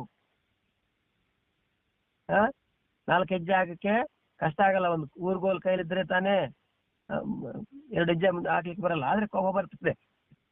ಅಂದ್ರೆ ಮನಸ್ಸೇನು ಇವತ್ತು 4 ಜನ ಉಳಿಬೇಕಂತಿದೆ, ಆದ್ರೆ ಕೈ ಮೇಲಕ್ಕೆ ಎತ್ತಕ್ಕಾಗಲ್ಲ. ಮೊಣಕಾಲು ನೋವು, ಸರಿ ಕಣ್ಣು ಕಾಣಿಸಲ್ಲ, ಅಲ್ಲ ಉದ್ರೋಗಿದಾವೆ, ಕಿವಿ ಸರಿಯಾಗಿ ಕೇಳ್ಸಲ್ಲ, ಏನ್ ಹೊಡಿತಾರೆ ಹೋಗಿ? ಹಾಗೆ ಈ ವೃದ್ಧಾಪ್ಯ ಅಂತಕ್ಕಂಥದ್ದು ಈಗ ಮನಸ್ಸಿಗೆ ಸಹಕಾರ ಕೊಡ್ಲಿಕ್ಕೆ ಶರೀರ ಸಿದ್ಧವಾಗಿದ್ರೇನೆ ಅಂತ ಕೇಳ್ತಾರೆ. ಶರೀರನ ಗಟ್ಟಿಮುಟ್ಟಾಗಿರ್ಬೇಕು, ಮನಸ್ಸು ಸ್ಟ್ರಾಂಗ್, ಆವಾಗ್ಲೇ ಇನ್ನೆಲ್ಲ ಸಾಧನೆ ಮಾಡುದು. ಈಗ ಶರೀರ ಏನೋ ಜೀರ್ಣವಾಗಿಬಿಟ್ಟಿದೆ, ಮನಸ್ಸು ಮಾತ್ರ ಯೌವನವಾಗಿದೆ. ಏನ್ ಮಾಡ್ಲಿಕ್ಕೆ ಆಗ್ತದೆ ಈಗ? ಆದ್ರೂ ಶರೀರ ಸುಮ್ಮನೆ ಇರ್ತದೆ, ಮನಸ್ಸು ಮಾತ್ರ ಯೌವನವಾಗಿದೆ. ಆದ್ರಿಂದ ಏನೇನೋ ಯೋಚನೆ ಮಾಡ್ತಿರ್ತಾರೆ. ಅದಕ್ಕೆ ವೃದ್ಧ ನೋಡಿ, ರೋಗ ಕೂಡ ಬರಲ್ಲ ಮನಸ್ಸಿಗೆ. ರೋಗ ಮೊನ್ನೆ ಕರೋನಾ ಅಂತೆ, ಕ್ಯಾನ್ಸರ್ ಅಂತೆ, ಎಷ್ಟೆಲ್ಲ ರೋಗ ರುಜಿನ ಇದಾವೆ, ಮನಸ್ಸಿಗೆ ಒಂದು ರೋಗ ಇಲ್ಲ. ಮನಸ್ಸಿಗೆ ಬೇರೆ ರೋಗ ಇದೆ ಬಿಡಿ, ಮನಸ್ಸು ಮಾತ್ರ ಯೌವನವಾಗಿರ್ತದೆ. ಹಾಗಾಗಿ ಮನಸ್ಸು ಅಂತಕ್ಕಂಥದ್ದು ಮನುಷ್ಯನೇ ಬಿಡಿ, ಮನುಷ್ಯನೇ ಕೋರಿಕೆಗಳು ಹುಡ್ತಾ ಇದ್ದ ಹಾಗೆ. ಒಂದು ಕೋರಿಕೆ ಇನ್ನೊಂದು ಶುರುವಾಗುತ್ತೆ, ಒಂದಾಗೋಯ್ತಾ ಇನ್ನೊಂದು ಶುರು, ಒಂದು ಕೋರಿಕೆ ಏನು ಅಂದ್ಕೊಂಡು ಆಯ್ತಾ ಮತ್ತೆ ಇನ್ನೊಂದು ಶುರು, ಇನ್ನೊಂದು. ಇಂಥ ವಯಸ್ಸಲ್ಲಿ ಇಂಥ ಕೋರಿಕೆ ಬರ್ಬೇಕಂತೇನಿಲ್ಲ, ಎಲ್ಲಾ ವಯಸ್ಸಲ್ಲಿ ಎಲ್ಲಾ ಕೋರಿಕೆ ಬರ್ಲಿಕ್ಕೆ ಶುರು ಆಗ್ತದೆ. ಆದ್ರೆ ಯಾವ ವಯಸ್ಸಲ್ಲಿ ಯಾವ ಕೋರಿಕೆ ಬಂದ್ರೆ ಕರೆಕ್ಟು, ಅವು ಬಂದ್ರೆ ಕರೆಕ್ಟು. ವಯಸ್ಸಿಗೆ ಮೀರಿದಂತ ಕೋರಿಕೆಗಳು ಕೂಡ ಒಳ್ಳೇದಲ್ಲ. ಆ ಮನಸ್ಸನ್ನ ಅದಿಂದಲೇ ಇಟ್ಕೊಳ್ತಕ್ಕಂಥ ಕೂಡ ಒಳ್ಳೇದು. ಅದಕ್ಕೆ ಹೇಳ್ತಿರ್ತಾರೆ, ಮನುಷ್ಯ ಹೋದ ಕಡೆ ಎಲ್ಲ ಮನಸ್ಸು ಹೋಗಬಾರ್ದು ಅಲ್ಲ, ಮನಸ್ಸು ಹೋದ ಕಡೆ ಎಲ್ಲ ಮನುಷ್ಯ ಹೋಗ್ಬಾರ್ದು ಅಂತ ಹೇಳ್ತಿರ್ತಾರೆ. ಮನಸ್ಸು ಎಲ್ಲೆಲ್ಲ ಹೋಗ್ತಿರ್ತದೆ, ಅಲ್ಲೆಲ್ಲ ನಾವು ಹೋಗ್ಬಾರ್ದು ಅಂತ. ಯಾಕಂದ್ರೆ ಅದಕ್ಕೇನು ಇದು ರೆಸ್ಟ್ರಿಕ್ಷನ್ ಇಲ್ಲ, ಅದಕ್ಕೇನು ಅದು ಹೋಗ್ಲಿಕ್ಕೆ ಯಾವಾಗಲೂ ರಸ್ತೆ ಕ್ಲಿಯರ್ ಇರ್ತದೆ. ಅಂದ್ರೆ ಮನುಷ್ಯ ಹೋಗ್ಲಿಕ್ಕೆ ಸ್ವಲ್ಪ ಟ್ರಾಫಿಕ್ ಜಾಮ್ ಅಂತೆ, ಸಿಗ್ನಲ್ಗಳು ಅವು ಇವೆಲ್ಲ ಇರ್ತವೆ. ಮನಸ್ಸು ಹೋಗ್ಲಿಕ್ಕೆ ಯಾವುದೇ ಟ್ರಾಫಿಕ್ ಇಲ್ಲ. ಒಂದು ವೇಳೆ ಎಷ್ಟು ಟ್ರಾಫಿಕ್ ಇದ್ರು ಅದು ಹೋಗ್ಬಿಡ್ತದೆ. ಅದಕ್ಕೂ ಆಕ್ಸಿಡೆಂಟ್ ಅನ್ನೋ ಮಾತೇ ಇಲ್ಲ. ಆಕ್ಸಿಡೆಂಟ್ ಅಂದ್ರೆ ಶರೀರಕ್ಕೆ ಆಕ್ಸಿಡೆಂಟ್ ಆಗುತ್ತೆ, ಮನಸ್ಸಿಗೇನೋ ಎಲ್ಲಿ ಬೇಕಾದ್ರೆ ಎಲ್ಲಿ ಹೋಗ್ಬಾರ್ದು ಅಲ್ಲಿಗೆಲ್ಲ ಹೋಗಿ ಬಂದ್ಬಿಡ್ತದೆ. ಏನು ಊಹೆ ಮಾಡಬಾರ್ದು ಅದೆಲ್ಲ ಊಹೆ ಮಾಡಿಬಿಡ್ತದೆ. ಮನಸ್ಸು ಸ್ವಭಾವ ಅಂತಂದು ಊಹೆ ಮಾಡಿಕೊಂಡು ಇಲ್ಲ ಸಲ್ಲದ ಯೋಚನೆ ಮಾಡ್ಕೊಂಡು ಅದನ್ನ ತನ್ನ ಮೇಲೆ ಹಾಕೊಂಡು ತಾನೇ ಒದ್ದಾಡ್ತಾ, ಇದು ಮನಸ್ಸಿನ ಲಕ್ಷಣ ಆಗಿರೋದು. ಇಲ್ಲ ಸಲ್ಲದ ಕಲ್ಪನೆಗಳನ್ನ, ಇಲ್ಲ ಸಲ್ಲದ ಅಂದ್ರೆ ಸುಮ್ಮನೆ ಕನಸಿನ ಸಾಮ್ರಾಜ್ಯವನ್ನ ಕಟ್ತದೆ ಮನಸ್ಸು. ತಾನೇ ರಾಜ ಆದಂಗೆ, ತಾನೇ ಸಿಂಹಾಸನದಲ್ಲಿ ಕೂತ್ಕೊಂಡಂಗೆ, ಎಲ್ಲರೂ ನಂಗೆ ನಮಸ್ಕಾರ ಮಾಡ್ದಂಗೆ, ನಾನೇ ರಾಜನಾದಂಗೆ, ಎಲ್ಲವನ್ನು ತಾನೇ ಎಲ್ಲ ಕಲ್ಪನೆ ಮಾಡ್ಕೊಂಡು ಏನೆಲ್ಲ ಮಾಡ್ತಿರ್ತದೆ. ಆಮೇಲೆ ನೋಡಿದ್ರೆ ಎಲ್ಲಿರ್ತಾನೆ, ಎಲ್ಲೋ ಗಿಡದ ಕೆಲ ಕೂತಿರ್ತಾನೆ, ಬಾಯಾರಿಕೆ ಯಾರು ನೀರು ಕೊಡ್ತಾರಂತ ನೋಡ್ತಿರ್ತಾರೆ. ಒಂದ್ ನಿಮಿಷದಿಂದ ರಾಜನಾಗಿದ್ದ, ಸಿಂಹಾಸನದಲ್ಲಿ ಕೂತಿದ್ದ, ಎಷ್ಟು ಜನ ಸೇವಕರಿದ್ರು. ಈಗ ನೋಡಿದ್ರೆ ನೀರಿದೆಯಾ, ನೀರು ಯಾರು ಕೊಡ್ತಾರೆ, ನೀರು ಕೇಳ್ಬೇಕು ಅನ್ನೋರೀಗ.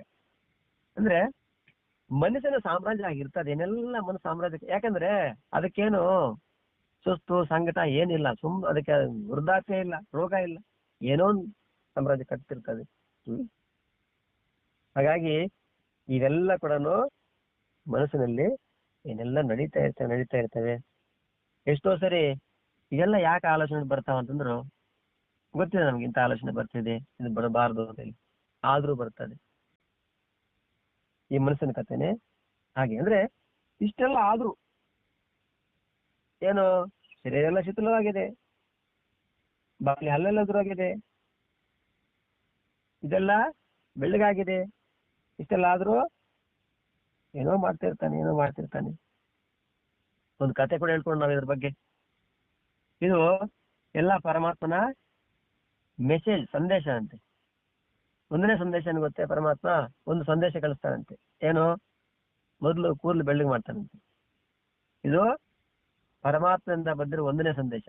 ಏನೋ, ನೋಡಪ್ಪ ನೀನು ಈಗಾಗಲೇ ಬಂದು 40 ವರ್ಷ ಆಗಿದೆ, 50 ವರ್ಷ ಆಗ್ತಾ ಇದೆ, ಅಲ್ಲೇ ಇದ್ ಬಿಡ್ಬೇಡ, ಅಲ್ಲೇ ಇದ್ ಬಿಡ್ಬೇಕು ಅನ್ಕೋಬೇಡ. ಬಂದವ್ರು ಯಾರು ಇಲ್ಲೇ ಇರ್ಲಿಲ್ಲ, ನೀನು ವಾಪಸ್ ಬರ್ಬೇಕು. ನೀನು ವಾಪಸ್ ಬರೋ ವಿಷಯವನ್ನ ಬರ್ತಿದ್ದೀಯ ನೀನು, ಆದ್ರೆ ಅವಶ್ಯವಾಗಿ ಬಂದವರು ಇಲ್ಲಿಂದ ಹೋಗ್ಲೇಬೇಕು, ನೀನು ಸ್ವಲ್ಪ ಜ್ಞಾಪಕ ಮಾಡ್ಕೋ ಅಂತೇಳಿ ಒಂದನೇ ಮೆಸೇಜ್ ಬರುತ್ತಂತೆ. ಸ್ವಲ್ಪ ಅಲರ್ಟ್ ಆಗುವಂತೇಳಿ ಒಂದನೇ ಮೆಸೇಜ್ ಬಂತು. ನಾವೇನ್ ಮಾಡಿದ್ವಿ, ಅಂತೇಳಿ ಮೊದಲೇ ಮಾಡ್ತೀವಿ ಗೊತ್ತೇ. ಮೊದ್ಲು ಬಿಳಿ ಕೂದಲು ಅಲ್ಲಲ್ಲಿ ಬಂದಾಗ ಆ ಹತ್ರ ಹೋಗಿ, ಯಾರ ಹತ್ರ, ನಾಯಿ ಹತ್ರ ಹೋಗ್ಬಿಟ್ಟು ಒಂದೊಂದಲ್ಲಿ ತೆಗಿಸ್ಬಿಡ್ತೀವಿ. ನನಗೆ ಬರೀ ಕಪ್ಪು ಕೂದಲೇ ಕಾಣಿಸ್ಬೇಕು, ಬಿಳಿ ಕೂದಲು ನಂತರ ಅಲ್ಲಲ್ಲಿ ಒಂದೊಂದು ಶುರುವಾಗುತ್ತೆ. ತೆಗಿಸ್ಬಿಟ್ಟು ನಾನು ಆ ಮೀಸೆ ಅದ್ರಲ್ಲಿ ಅಷ್ಟೇನೆ ಒಂದೊಂದು ಬಿಳಿ ಕೂದಲು ತೆಗಿಸ್ಬಿಡ್ತೀವಿ, ಬರೀ ಕಪ್ಪು ಕೂದಲು ಮಾತ್ರ ಇಟ್ಕೊಂತೀವಿ. ಕಟ್ ಮಾಡಿದ್ರೆ ಮತ್ತೆ ಬರ್ತಾವು. ಈಗ ಈ ಥರದನ್ನ ಮೇಂಟೈನ್ ಮಾಡ್ತೀವಿ. ಆಮೇಲೆ ಜಾಸ್ತಿ ಆಗೋಯ್ತು, ಆಮೇಲೆ ಕಲರ್ ಮಾಡ್ತೀವಿ. ಈಗ ಕಲರ್ ಮಾಡಿಕೊಂಡು ನಾವು ನೋಡ್ತೀವಿ. ಈ ಮದುವೆಗೆ ಹೋಗ್ಬೇಕಾದ್ರೆ ಇಲ್ಲ ನಾನು ನೋಡ್ತೀನಿ, ಮದುವೆ ಹೋಗ್ಬೇಕಂದ್ರೆ ಎಲ್ಲ ರೆಡಿ ಆಗ್ತಿರ್ತಾರೆ. ಏನಂತ ಅವ್ರು ಬಂದಾಗ ಇವ್ರನ್ನ ಹುಡುಗ್ರೆ ಅನ್ಕೋಬೇಕು. ಸರ್ ಚೆನ್ನಾಗಿದ್ದಾರೆ, ಏನ್ ಸರ್ ನೀವು ರಿಟೈರ್ಡ್ ಆಗಿ ಎಷ್ಟು ವರ್ಷ ಆಯ್ತು? ಸರ್ ನಾನು ರಿಟೈರ್ಡ್ ಆಗಿ 4 ವರ್ಷ ಆಗೋಯ್ತಪ್ಪ. ಎಲ್ಲ ಇವ್ರು ಕೂದ್ಲೆಲ್ಲ ಕಪ್ಪಗೆ ಆಗ್ಲಿ ರಿಟೈರ್ಡ್ ಅಂತಾರೆ. ಮಾತಾಡ್ತಾ ಹೇಳ್ತಾರೆ, ಸರ್ ರಿಟೈರ್ಡ್ ಆಗಿ ಎಷ್ಟು ವರ್ಷ ಆಯ್ತು? ಅಯ್ಯೋ ರಿಟೈರ್ಡ್ ಆಗಿ 4 ವರ್ಷ ಆಗೈತೆ. ಹೌದಪ್ಪ, ಸಾಕು ಮಾಡಿ ಬೇಸರ ಆಗಿಬಿಟ್ಟೆ ಸಾಕು. ಅವ್ನು ನೋಡಿದ್ರೆ ಒಂದು ಕೂದಲು ಬೆಳಿಗಿಲ್ಲ, ಎಲ್ಲ ಕಪ್ಪಗಿದೆ, ಟಿ ಶರ್ಟ್ ಹಾಕಿದ್ದಾನೆ, ಒಳ್ಳೆ ಜೀನ್ಸ್ ಪ್ಯಾಂಟ್ ಹಾಕಿದ್ದಾನೆ, ಒಳ್ಳೆ ಜೋರಿದ್ದಾನೆ ಹುಡುಗ. ಆದ್ರೆ ಮಾತ್ರ ರಿಟೈರ್ಡ್ ಆಗಿ 4 ವರ್ಷ ಆಗಿದೆ. ಅಂದ್ರೆ ಏನು,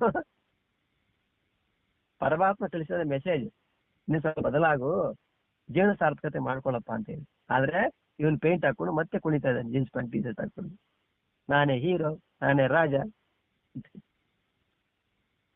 ಸರಿ, ನಿನ್ಗೆ ಅರ್ಥ ಆಗ್ಲಿಲ್ಲ ಪಾಪ, ಏನ್ ಮಾಡೋದು ಅಂತೇಳಿ, ಈ ಭೂಲೋಕದ ವಿಷಯ ನಂಗೆ ಅಂತೇಳಿ ಮತ್ತೆ ಇನ್ನೊಂದು ಮೆಸೇಜ್ ಕಳಿಸ್ತಾರಂತೆ.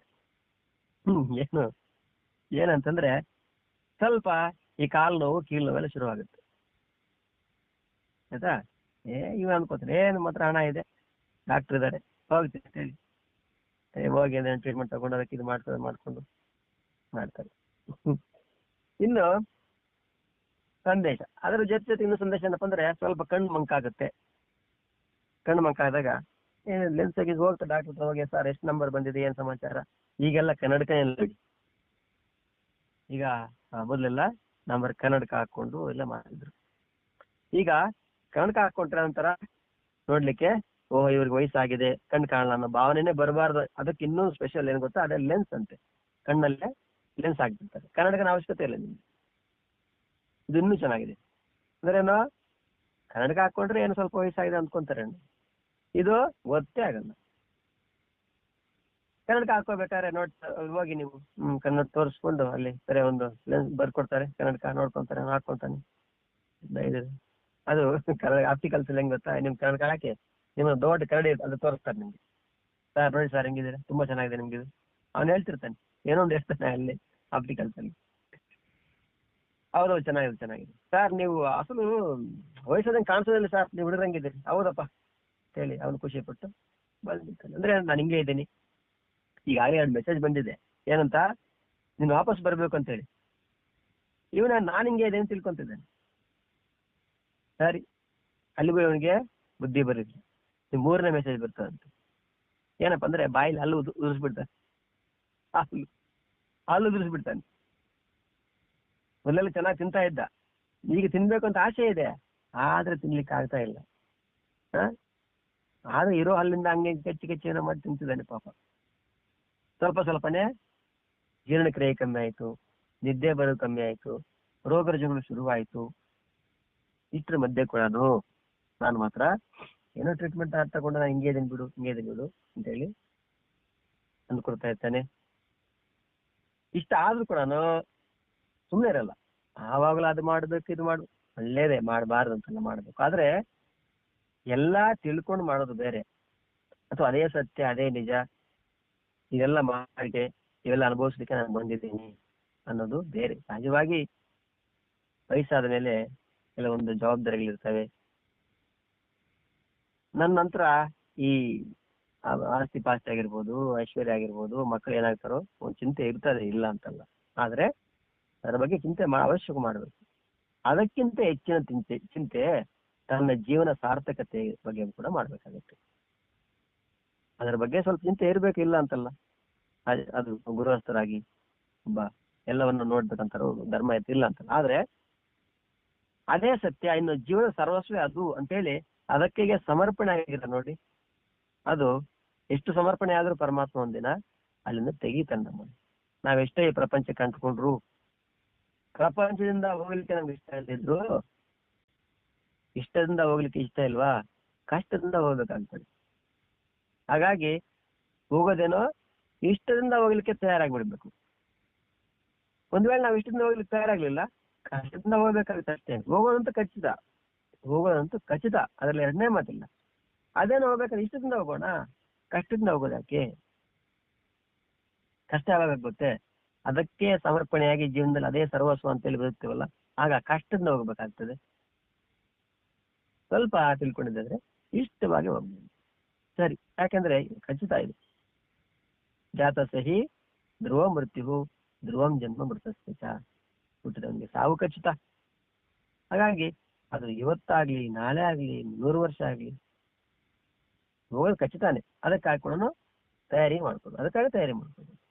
ಈಗ ಸಾಮಾನ್ಯವಾಗಿ ಎಲ್ಲ ತಯಾರಿ ಮಾಡ್ತೇವೆ ನಾವು. ಇಲ್ಲ ಪ್ರಯಾಣ ಹೋಗ್ಬೇಕಂದ್ರೆ ಬ್ಯಾಗು, ಶರ್ಟ್ ಇದೆಯಾ, ಪ್ಯಾಂಟ್ ಇದೆಯಾ, ಎಷ್ಟು ಬಟ್ಟೆ ಇದೆ, ಬ್ರಷ್ ಇದೆಯಾ, ಪೇಸ್ಟ್ ಇದೆಯಾ, ಹಣ ಎಷ್ಟಿದೆ, ಹೋಗ್ಬರ್ಲಿಕ್ಕೆ ಆಗತ್ತಾ, ಬ್ಯಾಂಕ್ ಔಟ್ ಹಣ ಇದೆಯಾ, ಎಲ್ಲ ನೋಡ್ಕೊಂತಾರೆ, ಎಲ್ಲ ತಯಾರಿ ಮಾಡ್ಕೊಂತಾರೆ. ಬುದ್ಧಿವಂತನಾದವನು ಮತ್ತೆ ವಯಸ್ಸಾಗಿದೆ, ಇನ್ನು ಇದರಿಂದ ನಾವು ಹೋಗ್ತೀವಿ, ಅದಕ್ಕೆ ಕೂಡ ತಯಾರಿ ಮಾಡ್ಕೋಬೇಕು. ಏನೋ ಮುಂದಿನ ಜನ್ಮ ಎಂತ ಜನ್ಮ ಬರ್ತದೋ, ಏನ್ ಮಾಡ್ಬೇಕು ಬುದ್ಧಿವಂತ. ಜ್ಞಾನ ಪ್ರಾಪ್ತಿ ಅವೆಲ್ಲ ಒಳ್ಳೆ ಮಾತೆ, ಅವೆಲ್ಲ ಇದ್ದೇ ಇದಿಲ್ಲ ಅಂತ. ಆ ಮಟ್ಟದಲ್ಲಿದ್ರೆ ಅಂತವ್ರಿಗೆ ಇವೆಲ್ಲ ಹೇಳ್ಬೇಕಾದ ಅವಶ್ಯಕತೆ ಇಲ್ಲ. ಬಜುಗಳು ನಾವು ಯಾರಿಗಪ್ಪ ಅಂದ್ರೆ, ಸಮಾಜದಿಂದ ಒಂದು ಮನುಷ್ಯನಿಗೆ, ಸಮಾಜಕ್ಕೆ, ಸಂಸಾರಕ್ಕೆ, ಪ್ರಪಂಚಕ್ಕೆ ಆಶಾಪಾಶಗಳು ಅಂಟಿಕೊಂಡು ಇದೇ ಸತ್ಯ, ಇದೇ ನಿತ್ಯ, ಇದೇ ಜೀವನ ಸರ್ವಸ್ವ ಅಂತ ಬದುಕ್ತಾ ಇರ್ತಕ್ಕಂಥವ್ರಿಗೆ ಆ ಭ್ರಾಂತಿ ಮಮಕಾರವನ್ನು ಬಿಡಿಸಲಿಕ್ಕೆ ಯಥಾರ್ಥವಾದ ಉಪದೇಶವನ್ನ, ಯಥಾರ್ಥವಾದ ದೃಷ್ಟಿಯನ್ನ ಕೊಡ್ತಾರೆ ಆಚಾರ್ಯರು ಅವರ ಶಿಷ್ಯರು. ನೋಡಪ್ಪ, ಪ್ರಪಂಚ ಅಂದ್ರೆ ಹೀಗಿದೆ, ಹಿಂದೆ ಬದುಕಿದವರೆಲ್ಲ ಹೀಗಿದ್ರು, ಕೊನೆಗೆ ಅವ್ರು ಹಿಂಗಾದ್ರು, ನಮ್ದು ಒಂದಿನ ಅಷ್ಟೇನೆ. ಹಾಗಾಗಿ ನೀವು ಜಗತ್ತಾಗಿ ಎಚ್ಚರಿಕೆ ಅರ್ಥ ಆಗಿದ್ರ ಅರ್ಥ, ನೀವು ಹಣ ಸಂಪಾದನೆ ಮಾಡಬೇಡಿ, ಸಂಸಾರ ನೋಡ್ಬೇಡಿ, ಏನನ್ನು ತಿನ್ಬೇಡಿ, ಎಲ್ಲವನ್ನು ಹಂಗಂತ ಅರ್ಥ ಅಲ್ಲವೇ ಅಲ್ಲ. ಅದೇ ಸತ್ಯ, ಅದೇ ಜೀವನ ಸರ್ವಸ್ವ, ಅದಕ್ಕಾಗಿ ಹುಟ್ಟು ಬಂದ್ವಿ ಅನ್ನೋ ಮಾತನ್ನ ಎಂದೂ ಅಂದ್ಕೋಬೇಡಿ. ಇದು ಸ್ವಲ್ಪ ಕಾಲಕ್ಕೆ ಮಾತ್ರ ಅನ್ನೋ ವಿಷಯವನ್ನ ಮರಿಬೇಡಿ. ಜೊತೆಯಲ್ಲಿ ಜೀವನದ ಸಾರ್ಥಕತೆಯನ್ನು ಕೂಡ ಜ್ಞಾಪಕ ಇಟ್ಕೊಳ್ಳಿ ಅನ್ನೋದಿಲ್ಲಿ ಮುಖ್ಯ ಉದ್ದೇಶ ಅನ್ನೋ ಮಾತನ್ನ ಹೇಳ್ತಿದ್ದಾರೆ. ಸರಿ, ಇಷ್ಟೆಲ್ಲ ಆದ್ಮೇಲೆ ಕೂಡ ಮನುಷ್ಯನಿಗೆ ಅರ್ಥ ಆಗಿಲ್ಲ ಅಂದ್ರೆ ಕೊನೆಗೆ ಪರಮಾತ್ಮ ಯಾರು ಕಳಿಸ್ತಾನಂತೆ. ಇಷ್ಟೆಲ್ಲ ಹೇಳಿ ಕೂಡ ಅವನಿಗೆ ಅರ್ಥ ಆಗ್ಲಿಲ್ಲ, ಹೋಗಿ ತಗೊಂಡ್ಬಂದ್ಬಿಡು ಬರ್ತಾನೆ. ಮತ್ತೆ ಅಂತಾನೆ ತಗೊಂಡು ಹೋಗ್ತಿರ್ತಾನೆ. ಆದ್ರೆ ಹೋಗ್ಬೇಕಾದ್ರೆ ಬಲವಂತವಾಗಿ ಹೋಗ್ತಾನೆ. ನೋಡಿ, ಕೆಲವೊಂದು ವಿಷಯಗಳನ್ನ ನಾನು ಹೇಳಿದ್ದೀನಿ, ಇದರ ಬಗ್ಗೆ ನಾನು ತುಂಬಾ ವಿಚಾರ ಹೇಳಿದ್ದೀನಿ. ಸುಖವಾಗಿ ಹೋಗೋರು ಹೇಗೆ, ಬಲವಂತವಾಗಿ ಹೋಗೋರು ಹೇಗೆ, ಅದರ ಬಗ್ಗೆ ನಾನು 2-3 ಉದಾಹರಣೆ ಕೂಡ ಹೇಳಿದ್ದೀನಿ. ಈಗ ನಾನು ಅದನ್ನು ಮತ್ತೆ ಇನ್ನೊಂದ್ಸರಿ ಜ್ಞಾಪಕ ಮಾಡ್ತೀನಿ. ಇಲ್ಲೇ ನಮ್ಮ ಪಕ್ಕದ ಊರಲ್ಲಿ ಅವ್ರ ಹೆಸರು ಮಾಡಿ ಅವ್ರ ಹೆಸರು ಮಾಡಿಯವರು ಅಂತ ಅವ್ರ ಹೆಸರೇ ಹಾಗೆ ಮಾಡಿಯವರು. ಅಂದ್ರೆ ಬಹುಶಃ ಅವರು ಆಗಿನ ಕಾಲಕ್ಕೆ ಮಾಡಿ ಕಟ್ಟಿದ್ರೆ ಗೊತ್ತಿಲ್ಲ. ಮಾಡಿ ವೆಂಕಟೇಶಪ್ಪ ಅಂತ ಹೇಳಿ ಮಾಡಿ ವೆಂಕಟೇಶಪ್ಪ ಅವ್ರ ಹೆಸರು. ಅಂದ್ರೆ ಇದು ನಡೆದ ಸತ್ಯ ಘಟನೆ.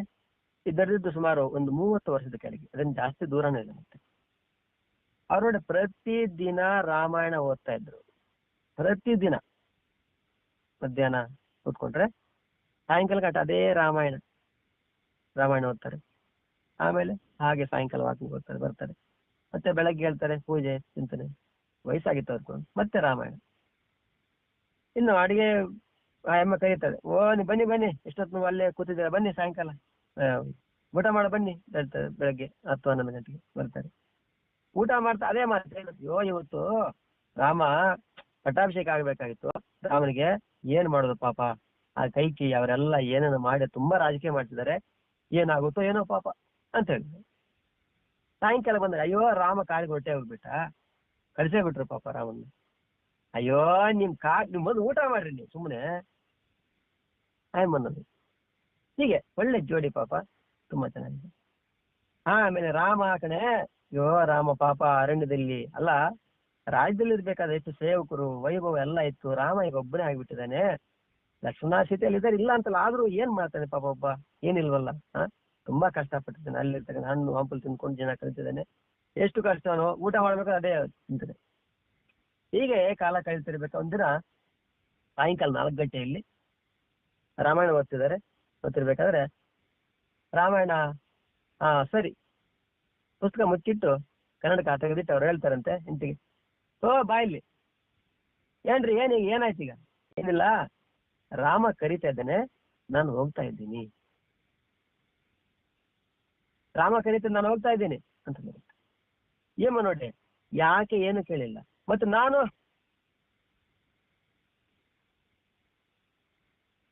ನೀನು ನಾಳೆನಂತೆ.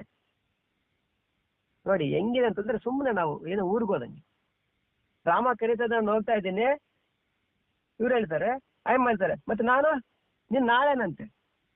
ಅಷ್ಟೇ ಮಾತು. ಪುಸ್ತಕ ಕರಗಿಟ್ಟಿದ್ದು ಹಾಗೆ ಪ್ರಾಣ ಬಿಟ್ಟಿದ್ದು. ನೋಡಿ ಏನಿಲ್ಲ, ನೋಡಿ ಅದು ಎಂಥ ಮಾತು, ನೋಡಿ ಎಷ್ಟು ಆಶ್ಚರ್ಯ ಅಲ್ವೇ? ಅಂದ್ರೇನು, ಸುಖವಾಗಿ ಇಷ್ಟು ಪೂರ್ವಕವಾಗಿ ಹೋಗ್ತಕ್ಕಂಥದ್ದು. ಎಲ್ಲ ತಯಾರಿ ಮಾಡ್ಕೊಡ್ರು, ಸರಿ ಎಲ್ಲ ಗೊತ್ತಾಯ್ತು, ಹಿಂಗಾಯ್ತು ಯಾರು ಬರ್ತಾರೆ, ಎಲ್ಲ ತಯಾರಿ ಮಾಡ್ಕೊತಾರೆ. ಕರೆಕ್ಟ್ ಆಗಿ ಬೆಳಗ್ಗೆ 10 ಗಂಟೆ ಆಗ್ತದೆ, EMI ಇಲ್ಲ. ಯಾರು ಹೆಂಡತಿ ಇಬ್ಬರನ್ನು ಸೇರಿಸಿ ಒಟ್ಟಿಗೆ ಸ್ಮಶಾನಕ್ಕೆ ತಗೊಂಡು ಹೋಗ್ತಾರೆ. ಅಲ್ಲ ಯಾಕೆ ಹೇಳ್ತಿದ್ದಂದ್ರೆ, ನೋಡಿ ಆ ವಿಶ್ವಾಸ ಹೇಗಿದೆ, ಎಂತ ವಿಷಯ. ರಾಮ ಕರೀತಿದ್ದಾನೋ, ಈಗ ಹೋಗ್ತಾ ಇದ್ದೀನಿ, ಏನ್ ಮಾಡ್ತಾರೆ, ಮತ್ತೆ ನಾನು ನೀನ್ ನಾಳೆನಂತೆ. ಕರೆಕ್ಟ್ ನಾಳೆ 10 ಗಂಟೆಗೆ ಅಮ್ಮ ಇಬ್ಬರನ್ನು ಸೇರಿಸಿ, ಅದು ಇಷ್ಟವಾಗಿ ಪ್ರೀತಿಪೂರ್ವಕವಾಗಿ ಹೋಗ್ತಕ್ಕಂಥ ವಿಧಾನ ಅಂತೆಲ್ಲ ಕೇಳಿದಾಗ ಒಂದ್ಸರಿ ಅನ್ಸೋದು ನಮ್ಗೆ, ಅದು ಎಷ್ಟು ಬಹುಶಃ ಅವರಿಗೆ ಅದು ಎಂಥ ಆ ಮನಸ್ಸಿನ ಪರಿಪಕ್ವತೆ, ಅಥವಾ ಸಾಧನೆ ಪರಿಪಕ್ವತೆ, ಅಥವಾ ರಾಮನ ಮೇಲೆ ವಿಶ್ವಾಸನೋ ಏನಾಗಿರ್ಬೋದು, ಅದೆಷ್ಟು ಪವಿತ್ರವಾಗಿರ್ತಕ್ಕಂಥ ಹೃದಯನೋ, ಅವೆಲ್ಲ ಅವ್ರಿಗೆ ಗೊತ್ತಾಗಬೇಕು ಅಂತಂದ್ರೆ ಅದು ಎಂಥ ಪರಿಪಕ್ವತೆ ಅವರಲ್ಲಿತ್ತು ನಾವು ಮಾಡ್ಲಿಕ್ಕೆ ಕೂಡ ಆಗಲ್ಲ. ಹಾಗಾಗಿ ಎಂತೆಂಥ ಮಹಾನ್ ಬಾರಿದ್ದಾರೆ, ಅವರಿಗೆಲ್ಲ ಕೂಡ ನಮಸ್ಕಾರ. ಸಮಯ ಆಗ್ತದೆ. ಪೂರ್ಣಮದಃ ಪೂರ್ಣಮಿದಂ ಪೂರ್ಣಾತ್ ಪೂರ್ಣಮುದಚ್ಯತೆ ಪೂರ್ಣಸ್ಯ ಪೂರ್ಣಮಾದಾಯ ಪೂರ್ಣಮೇವಾವಶಿಷ್ಯತೆ.